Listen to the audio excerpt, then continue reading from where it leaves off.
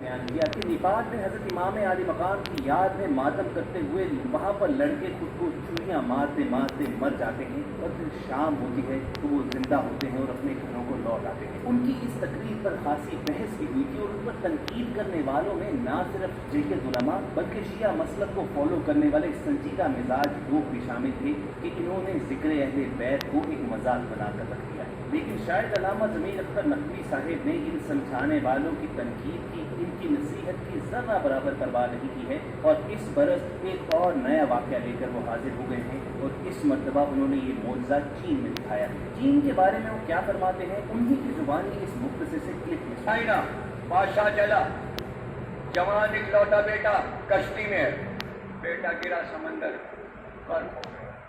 وزیر نے کہا رشوت آپ کی ایک ہی مدد کر سکتا ہے۔ کہ وہ کہاں ہے؟ کہ وہ ہے تو مدینے میں بہت دور، لیکن اس میں خاصیت یہ ہے کہیں سے بھی پکارو وہ آ جاتا ہے۔ کہ اس کا نام کیا ہے؟ کہ اس کا نام ہے حسن ابن علی۔ اس نے دل سے یہاں سے پکارا، گھوڑے پہ سوار امام حسن پانی پہ گھوڑا دوڑاتے ہوا ہے، کشتی کے قریب ہے۔ کہ کیا ہوا؟ کیوں آواز دی؟ کہ میرا بیٹا سمندر میں گر گیا۔ آپ نے ہاتھ سمندر پہ ڈالا کہ اس کے بیٹے کو واپس کر، وہ میری امانت ہے، یہ لے تیرا بیٹا، ڈالو کر ڈالنا پھر تجھ پہ۔ کہنا اب نیپال کے بعد جاپان بھی آ گیا، چائنا بھی آ گیا، تم ملک کا نام لیتے جاؤ، میں تمہیں پوچھنے بنا بنا کے دے۔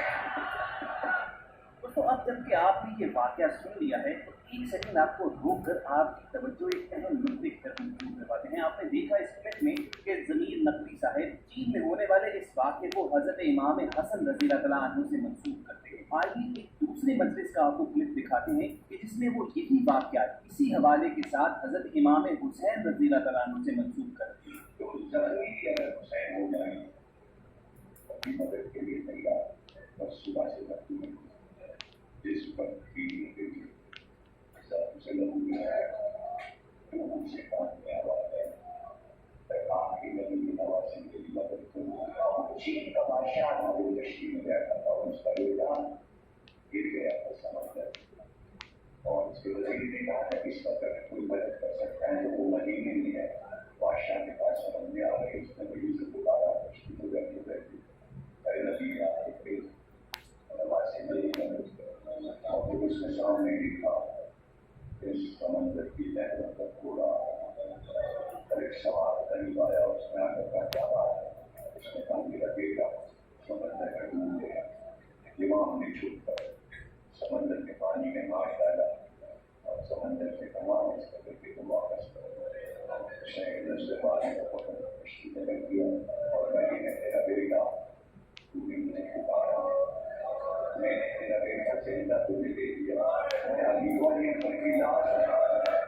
تو خواتین حضرت اب آپ ہی بتائیے کہ اس سب سے کیا مطلب لیا جائے؟ ہم سب کا یہ ویڈیو بنانے کا مقصد اس کو غلط ثابت کرنا یا کسی پر تنقید کرنا نہیں ہے، بلکہ صرف اور صرف یہ جاننے اور سمجھنے کی کوشش کرنا ہے کہ آخر کیا امر مانے ہے کہ اہل بیت کی شان میں حضرت امام حسن، حضرت امام حسین رضی اللہ تعالیٰ عنہ کی قدر و منزلت بیان کرتے ہوئے صحیح معتبر اور مستند روایات کا سہارا لینے کے بجائے ان من گھڑت قصے کہانیوں کو سنایا جاتا ہے۔ نور چشم بطول کی فضیلت اور ان کی قدر و منزلت کے بارے میں اس سے بڑی دلیل اور کیا ہو سکتی ہے کہ رسول کریم صلی اللہ علیہ وسلم نے فرمایا کہ حسن اور حسین جنت کے نوجوانوں کی سردار ہیں۔